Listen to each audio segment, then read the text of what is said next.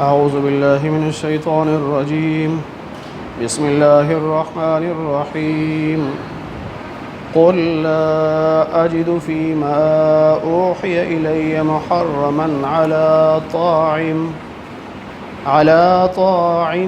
يطعمه إلا أن يكون ميتة أو دما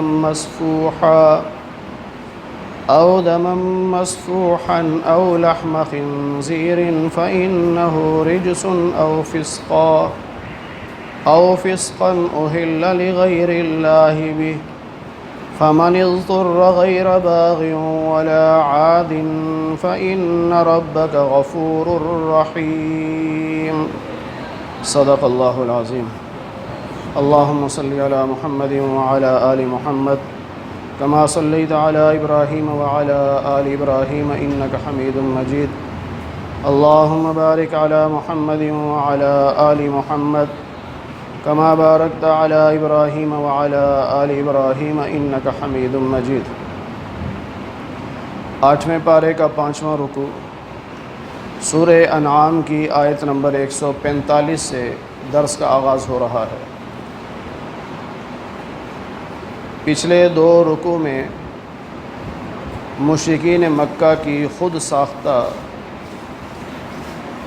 رسم و رواج کا ذکر تھا جو بنائی انہوں نے خود تھی اور منسوب اللہ کی طرف کر دیتے تھے کہ فلاں جانور حلال ہے، فلاں حرام ہے، فلاں جانور کو صرف مرد کھا سکتے ہیں، عورتیں نہیں کھا سکتی، فلاں کو عورتیں اور مرد دونوں کھا سکتے ہیں. اس طرح کے رسم و رواج انہوں نے بنا رکھے تھے. اللہ نے نبی علیہ الصلاۃ والسلام سے فرمایا کہ آپ ان سے کہیے کہ میری طرف جو وحی آتی ہے اس میں کوئی چیز حرام نہیں، الا ان یکون میتۃ، جو جانور خود مر جائے وہ حرام ہے، او دم مسفوحا، یا جانور کو جب ذبح کیا جاتا ہے تو جو خون بہتا ہے وہ خون حرام ہے، او لحم خنزیر، یا سور حرام ہے، فإنہ رجس، یہ سب گندگی ہے، او فسقا، یہ گناہ کے کام ہیں. اسی طرح اہل لغیر اللہ بھی، اللہ کے علاوہ کسی اور کے نام پر کوئی چیز دی جائے یعنی اس کو راضی کرنے کے لیے دی جائے تو یہ حرام ہے. پھر ان حرام میں بھی اللہ نے اپنے بندے کو اتنی رعایت دی ہے کہ فمن اضطر، اگر کوئی بہت مجبور ہو جائے، کوئی حلال چیز نہیں مل رہی، جان بچانے کے لیے حرام کھا لے، غیر باغن، دین سے باغی نہ ہو، ولا عادن، اور دوبارہ اسے یعنی حرام کھانے کی کوشش نہ کرے، اس کو عادت نہ بنائے، صرف جان بچانے کے لیے اتنا سا کھا لے، تو اللہ رب العزت اسے معاف کر دیتے ہیں. یہاں 2 باتیں سمجھنے کی ہیں اس آخری جملے میں. ایک تو یہ ہے کہ اگر حلال کوئی چیز نہ ملتی ہو، اس کا یہ مطلب نہیں ہے کہ گوشت حلال نہیں مل رہا تو چلو حرام کھا لو. بھئی کوئی بھی حلال چیز نہ ملتی ہو. اب یورپ میں چلے جائیں، ہمارے کئی مسلمان بہانہ کر لیتے ہیں یہ حلال گوشت وہاں ملتا نہیں اس لیے ہم مجبور ہیں. بھئی گوشت کھانا تو فرض نہیں ہے نا، کوئی ضروری تو نہیں ہے، سبزی تو ملتی ہے، چاول ملتے ہیں، دالیں ملتی ہیں، وہ کھا لو. یہ مسئلہ وہاں ہے جہاں جان بچانے کے لیے کوئی چیز نہیں مل رہی،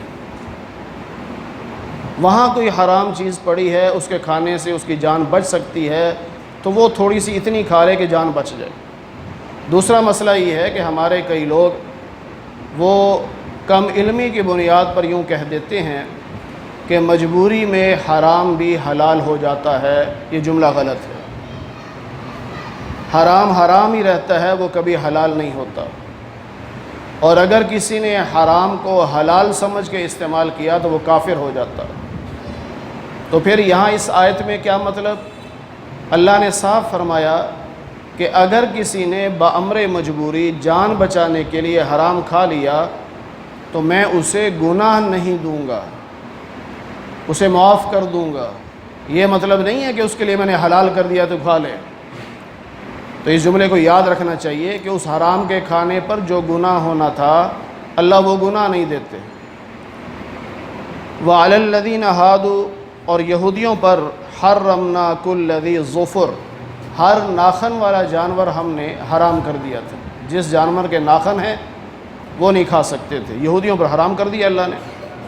وَمِنَ الْبَقَرِ وَالْغَنَمِ، گائے حلال تھی، بکری حلال تھی، لیکن اس میں سے بھی حرمنا علیہم شحومہما، ہم نے اس کی چربی حرام کر دی تھی۔ حلال جانور ہیں لیکن ان کی چربی وہ استعمال نہیں کر سکتے تھے۔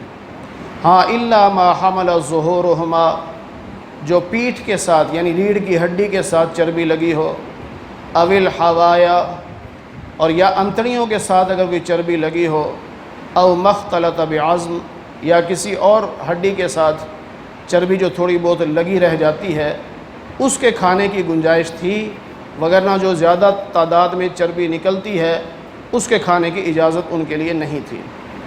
یہ ہم نے ان کو گویا ایک سزا دی تھی ان کی بغاوت کی وجہ سے۔ ہماری حلال ہے، چربی ہم کھائیں، اس کا گھی بنا لیں، اس کا صابن بنا لیں، جو مرضی بنائیں، حلال جانور ہے، اس کی چربی بھی حلال ہے ہمارے لیے۔ لیکن یہودیوں کے لیے بطور سزا کے اللہ نے یہ حرام قرار دی تھی، کیونکہ وہ باغی لوگ تھے، بغاوت کرتے تھے۔ وَإِنَّا لَصَادِقُونَ، اللہ فرماتے ہیں ہم سچ کہنے والے ہیں۔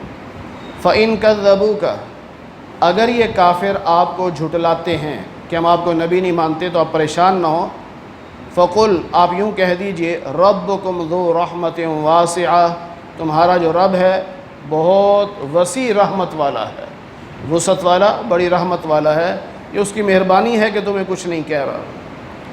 یہ نہ سمجھنا کہ ہم نبی کا انکار کرتے ہیں تو اللہ ہمیں کچھ بھی نہیں کہتا، یہ تو اللہ کی رحمت ہے کہ اللہ ڈھیل دے رہا ہے۔ وَلَا يُرَدُّ بَأْسُهُ عَنِ الْقَوْمِ الْمُجْرِمِينَ، اور گناہ گاروں پر جو عذاب آئے گا وہ پھر واپس نہیں لوٹے گا، وہ پلٹنے والا نہیں ہے، عذاب آ کے رہے گا۔ سَيَقُولُ الَّذِينَ أَشْرَكُوا، ان قریب مشرک لوگ یوں کہیں گے کہ لو شاء اللہ ما اشرکنا، اگر اللہ چاہتا تو ہمیں شرک نہ کرنے دیتا۔ ہم جو شرک کر رہے ہیں اس کا مطلب ہے کہ اللہ راضی ہے، نہیں، ایسی بات نہیں ہے۔ اللہ حلال اور جائز چیزیں بھی بتا دیتا ہے، حرام اور ناجائز چیزیں بتا دیتا ہے، پھر بندے کو اختیار دے دیتا ہے، تیری مرضی ہے، جس مرضی راستے پہ چل۔ اللہ زبردستی کسی کو نہ دین پہ چلاتا ہے اور نہ زبردستی کسی کو حرام کام سے روکتا ہے۔ تو بعض مشرکوں نے یوں کہا کہ اگر اللہ چاہتا تو ہم شرک نہ کرتے، نہ ہمارے باپ دادا کرتے، نہ ہم ان چیزوں کو حرام قرار دیتے۔ اس پہ اللہ نے فرمایا کہ ان سے پہلے لوگ بھی یوں ہی اللہ کی باتوں کو جھٹلایا کرتے تھے، پھر اللہ کی پکڑ آئی، پھر انہوں نے دنیا ہی میں عذاب چکھا۔ قل، اے نبی آپ ان سے پوچھئے، هل عندکم من علم، یہ جو تم نے رسم و رواج بنا رکھے ہیں کوئی علم بھی ہے تمہارے پاس یا جہالت کی بنیاد پر؟ اگر علم ہے تو فتخرجوہ لنا، لاؤ دلیل ہمارے پاس۔ ان تتبعون الا الظن، دلیل تمہارے پاس کوئی نہیں ہے، بس جو تمہارے ذہن میں آیا تم کہتے ہو بس یہی دین ہے۔ یہ مشرکین مکہ کا مزاج تھا کہ جو میرے دل میں آیا وہ دین۔ آج ہم میں سے بھی کئی لوگوں کا یہی مزاج ہے کہ جسے میں سمجھوں وہ دین ہے، بس چاہے قرآن اس کی اجازت دے نہ دے، شریعت اجازت دے نہ دے، نہیں، میری سمجھ میں آ گیا کام بڑا اچھا ہے، بس یہی دین ہے۔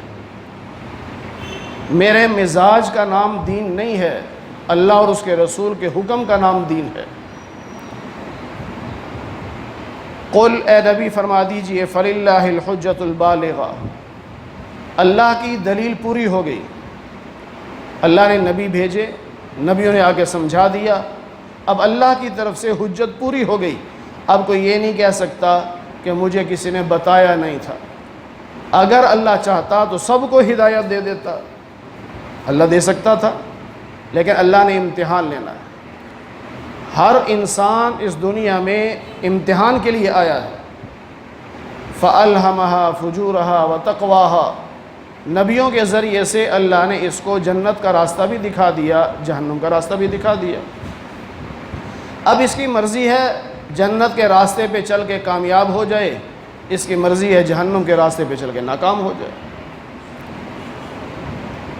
قل، اے نبی آپ ان سے کہیے، ہلم شہداءکم، ذرا بلاؤ اپنے بتوں کو، الذین یشہدون، جو یہ گواہیاں دیتے ہیں، ان اللہ حرم ھذا، کہ اللہ نے اس چیز کو حرام قرار دے دیا، ذرا بلاؤ تو صحیح۔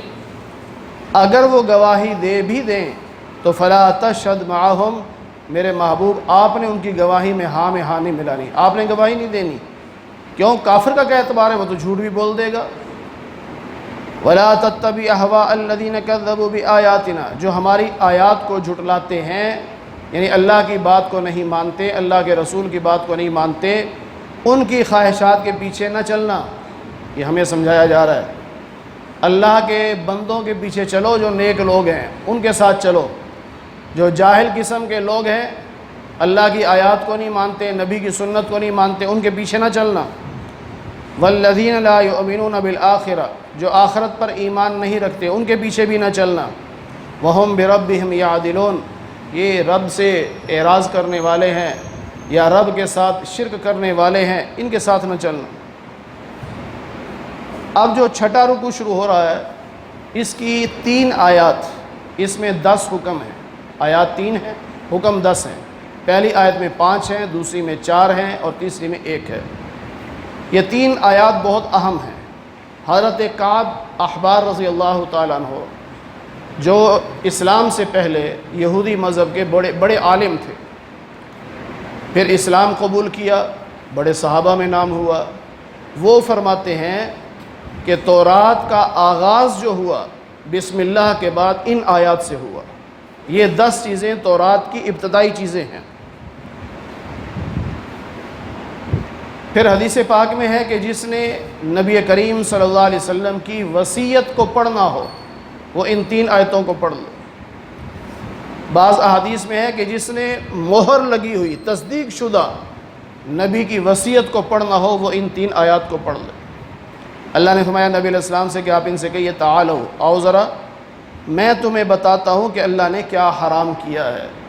تم تو اپنے پاس سے بنا رہے ہو نا، میں بتاتا ہوں اللہ نے کیا حرام کیا۔ سب سے پہلی بات، اللہ تشرکوا بہ شیئا، اللہ کے ساتھ شرک نہ کرو، شرک حرام ہے، اور تم اللہ کے ساتھ شرک کرتے ہو۔ مکہ کے مشرک جو شرک حرام ہے اس کا ارتکاب کرتے ہیں۔ وبالوالدین احسانا، اللہ نے فرمایا تھا ماں باپ کے ساتھ اچھا سلوک کرنا ہے، برا سلوک حرام ہے۔ ماں باپ کی توہین، ماں باپ کی بے ادبی، اسے کرنے کی اجازت بالکل نہیں۔ ولا تقتلوا اولادکم من املاق، اپنی اولاد کو غربت کے ڈر سے قتل مت کرو، اولاد کا قتل بھی حرام ہے۔ جس طرح بعض لوگ اخباروں میں آتا رہتا ہے کہ جی غربت کی وجہ سے کھانے کو کچھ نہیں تھا، ماں 3 بچوں کو لے کر نہر میں کود گئی، خودکشی کر لی، یا باپ نے بچوں کو بھی زہر پلا دیا، خود بھی زہر پی لیا، یا بعض نے آ کے بچوں کو مارا اور اپنے آپ کو بھی مار لیا غربت کے ڈر سے۔ اور ایک مطلب اس کا یہ بھی ہے کہ 2 بچے یا 3 بچے پیدا کر کہتے ہیں اور نہیں پیدا کرنے، کہاں سے پالوں گا؟ یاد رکھیے کفریہ جملہ ہے، پالنے والی ذات اللہ کی ہے، تو یہ کیوں کہتے ہو کہاں سے پالوں گا؟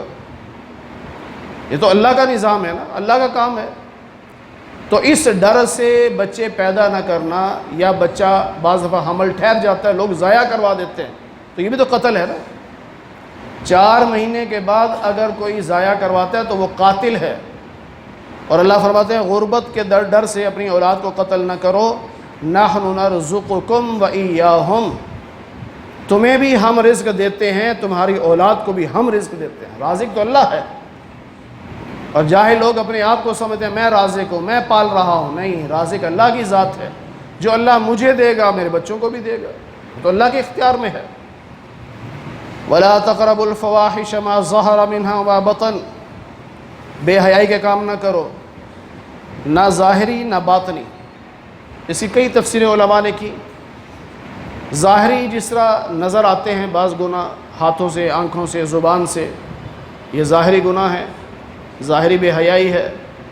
اور بعض گناہ جو دل میں ہوتے ہیں، یہ باطنی گناہ بھی ہیں۔ اور بعض ایسے گناہ کہ جن کو لوگ بھی گناہ سمجھتے ہیں، عام آدمی بھی اس کو گناہ سمجھتا ہے. جھوٹ بولنا چاہے کافر ہی کیوں نہ ہو, کہتا ہے اچھی بات تو نہیں ہے جھوٹ بولنا. کافر جھوٹ نہیں بولتے, بولتے بھی ہیں, لیکن بعض معاشرے میں ایسے کافر ہیں کہ جھوٹ سے نفرت کرتے ہیں. تو ظاہری بے حیائی کے کام بھی نہ کرو اور باطنی بے حیائی کے کام بھی نہ کرو. ولا تقتلوا النفس التي حرم الله الا بالحق, کسی انسان کو ناحق قتل نہ کرو. حق قتل کیا ہے؟ اسلام سے پھر گیا, مرتد ہو گیا, تو وہ بھی قتل ہمارا اختیار نہیں ہے, وہ حکومت کا ہے, حکومت قتل کرے گی. اسی طرح کوئی قاتل ہے, آپ نے پکڑ بھی لیا, آپ کی آنکھوں کے سامنے قتل کیا ہے, آپ نے پکڑ لیا اسے, لیکن آپ کو حق نہیں ہے کہ آپ اسے قتل کر دیں, یہ حکومت کا کام ہے. آپ اس کے خلاف پرچہ کٹوائیں, تھانے میں بھیج دیں, آگے حکومت جانے اور وہ جانے. قانون کو اپنے ہاتھ میں لینے کی اجازت نہیں. اسی طرح کوئی شادی شدہ زنا کرتا ہوا پکڑا جائے تو اسے قتل کیا جاتا ہے, سنسار کیا جاتا ہے. یا ڈاکو نے ڈکیتی کی, اس کے گروپ میں کئی بندے تھے, ڈاکو اکٹھے گئے, ایک بندہ مار دیا, سزا میں سب کو قتل کیا جائے گا. یہ قتل تو حق ہے, اس کے علاوہ جتنے قتل ہیں وہ ناحق ہیں. یہ جو ہمارے ہاں کہتے ہیں نا غیرت کے نام پہ قتل کیا, یہ قتل جائز نہیں ہے, یہ ناحق ہے. اچھے بھلے دیندار بھی ملوث ہیں اس میں, اور یہ ہماری برادری کا رواج ہے. برادری کا کیا رواج ہوتا ہے؟ اصل تو شریعت ہے. شریعت اجازت نہیں دیتی کہ آپ کسی بیٹی کو غیرت کے نام پہ قتل کرو, یا بیٹی اور داماد کو غیرت کے نام پہ قتل کرو. ایسا ماحول ہی کیوں بننے دیتے ہو کہ وہ گھر سے نکلے؟ حضرت تھانوی رحمۃ اللہ علیہ فرماتے ہیں, اگر پتہ چل جائے کہ فلاں لڑکی اور لڑکے کا عشق چل رہا ہے تو فوراً ان کی شادی کرا دو آپس میں. اگر ان کی آپس میں نہیں ہو سکتی تو ان کی فوری شادی کرا دو تاکہ وہ عشق کا بھوت اتر جائے.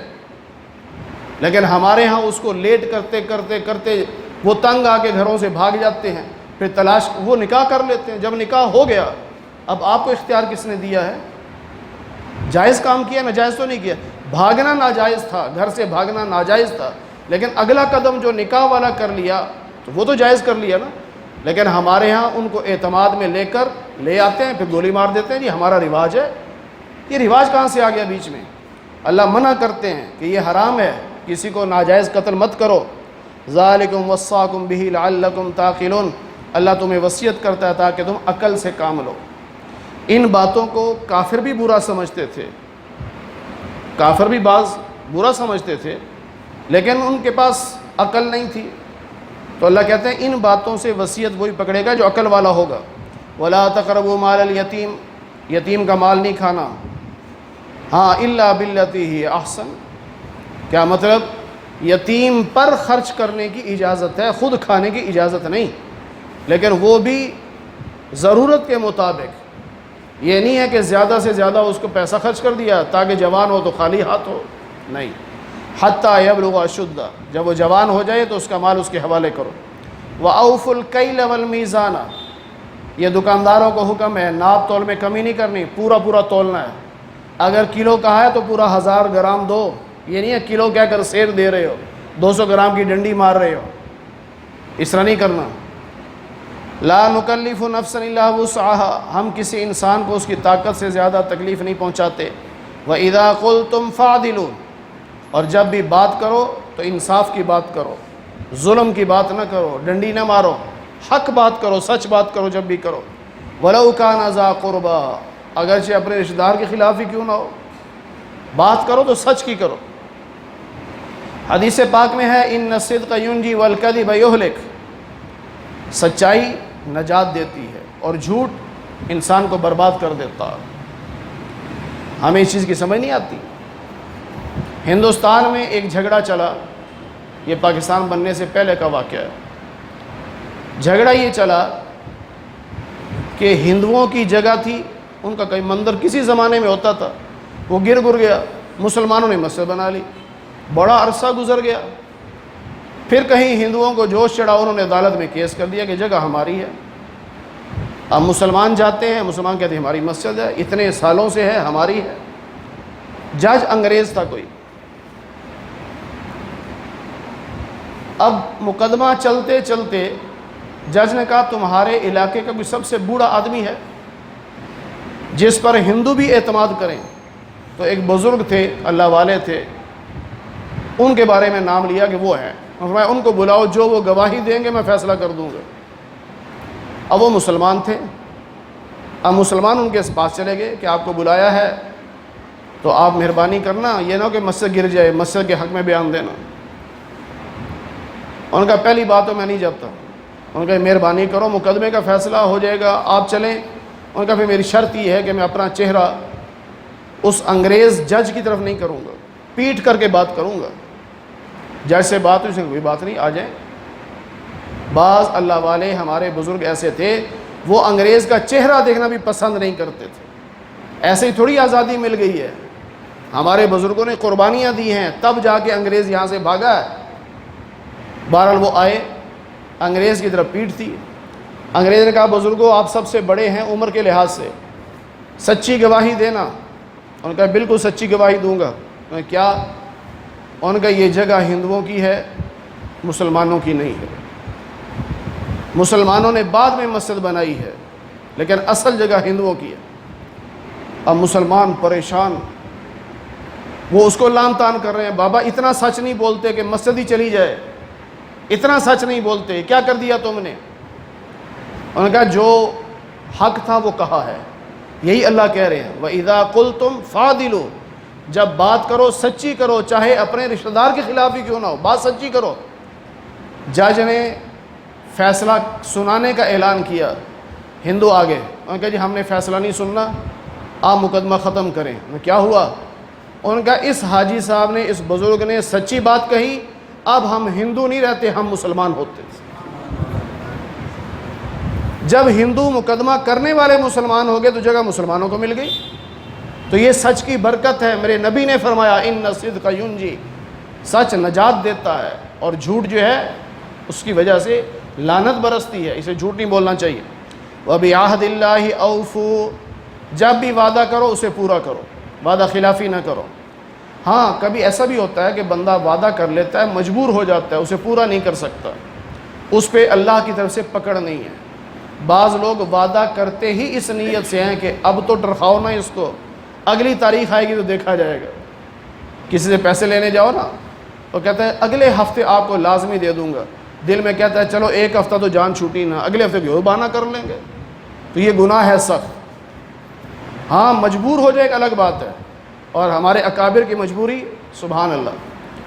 مولانا حسین احمد مدنی رحمۃ اللہ علیہ، جنہوں نے انگریز کو بھاگنے پر مجبور کیا ہندوستان سے، انگریز کے خلاف تقریریں کی، حضرت جلسے کرتے تھے، وقت دیا ہوا تھا ایک جگہ۔ اب شام کو جب نکلے تو گاڑی خراب ہو گئی راستے میں، سفر دور کا تھا، اب پتہ ہے کہ ہم پہنچ نہیں سکتے، نہ گاڑی ٹھیک ہوگی نہ پہنچیں گے۔ خادم سے حضرت نے فرمایا گاڑی کو یہاں چھوڑو، ڈرائیور اس کو دیکھ بھال کرے گا، ہم دوڑتے ہیں۔ اب خادم کہتے ہیں حضرت کتنا دوڑ لیں گے، ہم تو نہیں پہنچ سکتے، گاڑی پہ نہیں پہنچ سکتے، اتنی لیٹ ہو گئے تو دوڑ کے کیسے پہنچیں گے؟ تو مولانا حسین احمد مدنی رحمۃ اللہ نے فرمایا دیکھو ہم نے وعدہ کیا ہے، ہم دونوں دوڑتے ہیں، جہاں تھک کے گر جائیں گے اللہ سے کہیں گے یا اللہ یہاں تک ہمارے بس میں تھا، آگے ہمارے بس میں نہیں۔ وہ وعدے کا اتنا خیال کرتے تھے، اور ہم جان بوجھ کے وعدے توڑتے ہیں، جان بوجھ کے وعدہ نہیں توڑنا چاہیے۔ اس لیے اللہ فرماتے ہیں وَبِعَهْدِ اللَّهِ أَوْفُوا، جب وعدہ کرو اسے پورا کرو۔ ذَلِكُمْ وَصَّاكُمْ بِهِ لَعَلَّكُمْ تَذَكَّرُونَ، تمہیں یہ وصیت کی جاتی ہے تاکہ تم اس سے سمجھو، نصیحت پکڑو۔ وَأَنَّ هَذَا صِرَاطِي مُسْتَقِيمًا، اور یہ میرا سیدھا راستہ ہے۔ اللہ فرما رہے ہیں یہ میرا سیدھا راستہ ہے جو تمہیں بتایا ہے، فَاتَّبِعُوهُ، اس کا اتباع کرو، یہ 10واں حکم ہے، فَاتَّبِعُوهُ، جو سیدھا راستہ دکھایا اس پہ چلو۔ نبی پاک صلی اللہ علیہ وسلم نے ایک موقع پر صحابہ بیٹھے ہوئے ہیں تو آپ نے یوں لائن لگائی، خط، فرمایا یہ ہے سیدھا راستہ جنت کا۔ پھر دائیں بائیں لائنیں لگائی، فرمایا یہ ہے راستہ جو جنت سے ہٹا دیتا ہے، بس سیدھے راستے پہ چلتے رہو، دائیں بائیں راستے پہ نہ جانا ورنہ گمراہ ہو جاؤ گے۔